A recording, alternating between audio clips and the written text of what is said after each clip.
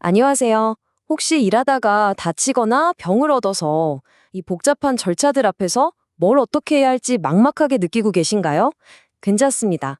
오늘 이 시간을 통해서요, 한국의 산업재해 보상, 우리가 흔히 산재라고 부르는 것의 모든 것을 처음부터 끝까지 속 시원하게 알려드릴게요.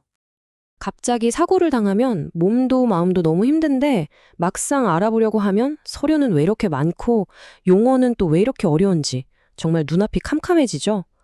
바로 여러분이 지금 느끼고 계실 그 혼란스러움을 덜어드리기 위해 저희가 있는 겁니다. 여러분이 이 산재라는 긴 터널을 혼자서 헤매지 않도록 저희가 아주 간단하고 명확한 지도, 일종의 로드맵을 제시해 드릴 거예요. 자, 그럼 지금부터 저와 함께 한 걸음씩 차근차근 따라가 보실까요? 뭐든지 시작이 반이라는 말이 있잖아요. 산재 보상 절차에서 가장 중요한 첫 단추가 바로 이 신청 단계입니다. 이 첫 단추를 제대로 끼워야 나머지 과정들이 순조롭게 풀릴 수 있거든요. 산재 처리의 모든 것은요, 바로 이 서류 한 장에서부터 시작됩니다. 이름하여 요양급여 신청서. 이게 바로 여러분이 가장 먼저 해야 할 공식적인 첫 행동이에요. 자, 화면에 보이는 이 정보들을 한번 보세요. 이름, 주소, 사고 시간. 어떻게 보면 되게 사소해 보이죠? 그런데요, 이 정보들을 정말 완벽하게 오차 없이 적는 게 나중에 발생할 수 있는 시간 지연을 막는 핵심입니다. 안 그래도 힘든 과정인데 이런 작은 실수 하나 때문에 몇 주, 몇 달이 지연되면 너무 억울하잖아요. 자, 신청서를 잘 냈다면 이제 다음 관문으로 넘어가 볼게요. 바로 여러분의 부상이나 병이 일 때문에 생긴 거라는 걸 증명해야 하는 과정입니다. 사실 많은 분들이 바로 이 지점에서 가장 큰 어려움을 겪으세요. 생각해 보세요. 일하다가 넘어져서 팔이 부러지는 것 같은 사고는 누가 봐도 일 때문인 게 명확하잖아요. 근데 문제는 질병이에요. 오랜 시간에 걸쳐서 서서히 생긴 병이 과연 일 때문인지 아니면 다른 이유 때문인지 이걸 증명하는 게 정말 쉽지 않습니다. 여기서 상당인과 관계라는 아주 중요한 법률 용어가 등장합니다. 말이 좀 어렵죠? 제가 쉽게 풀어드릴게요. 여러분의 일이 병을 일으킨 유일한 원인일 필요는 없다는 거예요. 여러 가지 원인 중에 꽤 중요한 원인이었다. 이 정도만 증명하면 된다는 뜻입니다. 자, 이 부분은 정말 중요하니까 집중해 주세요. 병이 일 때문이라는 걸 증명할 때 의사의 진단서만큼이나 어쩌면 그 이상으로 중요한 게 바로 비의학적인 증거들입니다. 내가 얼마나 열악한 환경에서 일했는지 보여주는 보고서, 동료들의 생생한 증언, 그리고 내가 얼마나 많은 초과 근무를 했는지 보여주는 기록 같은 것들이요. 이게 바로 여러분의 주장을 뒷받침해줄 강력한 무기가 됩니다. 자, 이제 힘든 과정을 거쳐서 산재 승인이 났다고 해볼게요. 그럼 이제 치료에 집중해야겠죠? 치료받는 동안 받을 수 있는 지원, 특히 당장 먹고 사는 문제를 해결해줄 재정적인 지원에 대해서 한번 알아보겠습니다. 핵심적인 생활비 지원, 바로 휴업급여입니다. 기억해야 할 숫자는 바로 이거예요. 70%. 내가 아파서 일을 못하는 날 동안 내 하루 평균 임금의 70%를 지급받게 되는 겁니다. 이게 기본 원칙이에요. 근데 바로 이 지점에서 이런 걱정이 드실 거예요. 아니, 내 월급도 얼마 안 되는데 거기서 70%만 받으면 그걸로 어떻게 생활하라는 거지? 맞습니다. 충분히 하실 수 있는 걱정이죠. 하지만 다행히도 법에는 이런 분들을 위한 든든한 안전장치가 마련되어 있습니다. 바로 이 표가 그 안전장치를 보여주는데요. 좀 복잡해 보이죠? 핵심은 이거예요.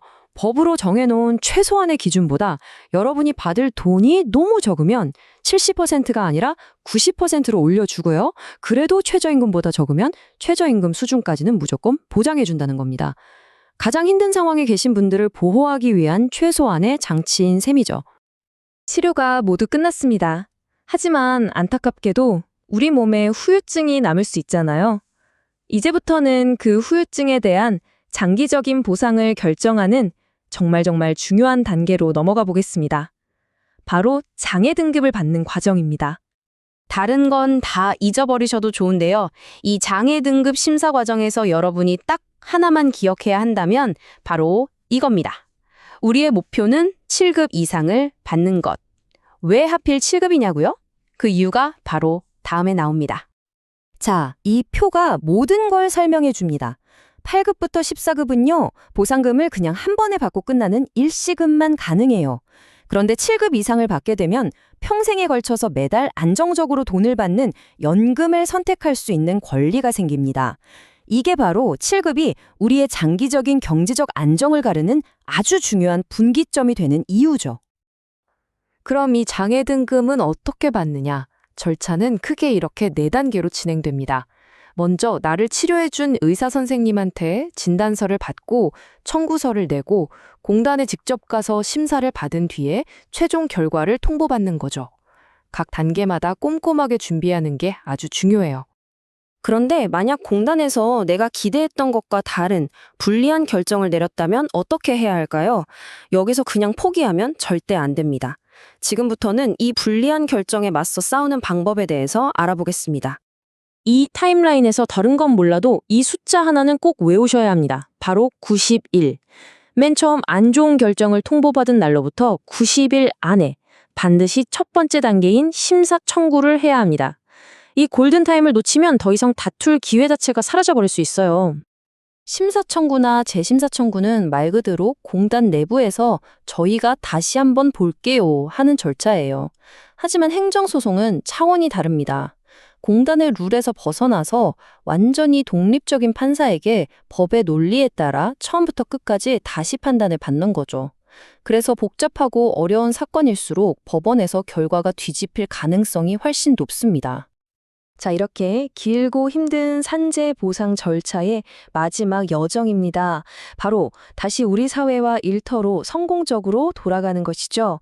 다행히 이걸 돕기 위한 여러 지원 제도들도 잘 마련되어 있습니다. 이 슬라이드는 여러분이 회사와 복귀를 이야기할 때 쓸 수 있는 아주 강력한 협상 카드를 보여줍니다. 뭐냐면 회사가 몸이 불편해진 여러분을 다시 고용해주면 정부에서 회사에 돈을 지원해 준다는 거예요. 만약 회사가 여러분의 복귀를 좀 망설인다면 이 제도를 알려주는 게 복귀 협상에 아주 큰 도움이 될 수 있겠죠? 네, 이렇게 산재보상 절차를 모두 마쳤습니다. 그런데 이게 정말 이야기의 끝일까요? 이 문장은 우리에게 또 다른 가능성이 있다는 걸 생각하게 만들어주네요. 오늘 분석을 마치면서 마지막으로 이 질문을 던져봅니다. 만약 여러분이 겪은 사고가 회사의 명백한 잘못이나 과실 때문에 일어났다면 어떨까요? 산재보상에서는 받을 수 없었던 정신적 고통에 대한 위자료 같은 추가적인 손해들, 이건 산재와는 별개로 민사소송을 통해서 회사에 직접 청구할 수 있는 길이 열려 있을 수 있습니다. 어쩌면 산재는 끝이 아니라 여러분의 모든 권리를 되찾기 위한 또 다른 시작일지도 모릅니다.